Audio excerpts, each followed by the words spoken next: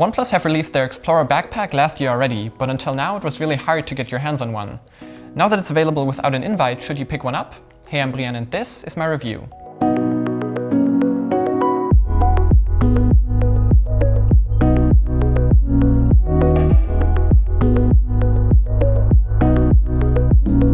I think the backpack's very stylish. It's definitely a very hipster aesthetic, but I'm into it. The outside is made from the same Cordura material as OnePlus's travel backpack and should withstand rain and wear and tear very well. It's definitely good if you carry stuff in it that should not get wet or damaged, though the latter might still happen. More to that later.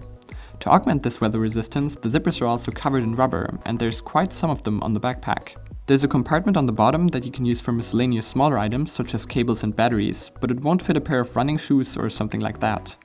On the front is another small pouch for cables or a small notebook maybe. The main compartment can be accessed through the flap on the top that is secured by a latch. This mechanism is very handy when it works. You just flip it over and it latches on automatically. You just pull the nicely accented red tab to open it back up. When the backpack is too full or too empty, however, you might have to fiddle around with it a bit to get it to lock into place. Under the flap hides the zipper that goes around the corner to make it easier to get large items into the backpack. The main compartment seems very large at first, but one has to bear in mind that it's just one and not two like on some other backpacks, and the backpack's triangular shape also leads to less usable space than there might appear to be.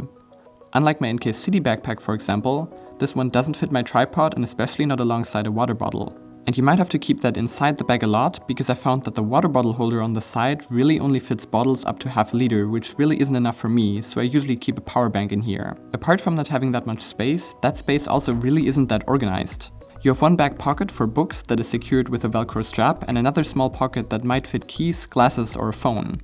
I would have liked for this pocket to be lined in some sort of felt material though, to keep more sensible items protected. And that's really what I meant before. The big compartment does have so little organization that you can really only throw stuff on top of each other, not really great for a camera or lenses, for example. Let's quickly turn to the back of the backpack, where you find the laptop compartment that fits laptops up to 15 inches just fine, but that I also wish had padding. As it stands, there really isn't a lot between your laptop and the floor. There's also a small quick access pocket for something like a passport back here, as well as a strap to put the backpack on top of your carry-on, which is very handy. The straps are reasonably comfortable as long as the backpack isn't too heavy, but maybe a bit short depending on your size. The back padding is good, if not super thick. From what you've heard, you might realize that my conclusion here really is twofold. On the one hand, you get a good-looking backpack that is protected well against weather. Its smaller size and big main compartment make it perfect as a bag to take to school or to the gym, for example. But it's ironically not a very good tech backpack. It just doesn't have enough room or compartments to organize camera gear, for example, without it breaking. And despite its smaller size, it's also very heavy when empty, which just adds up as you load it.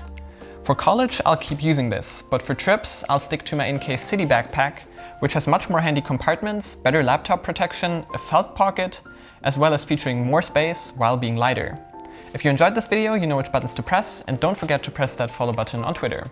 I'm Brian, thanks for watching, and I'll see you in the next one.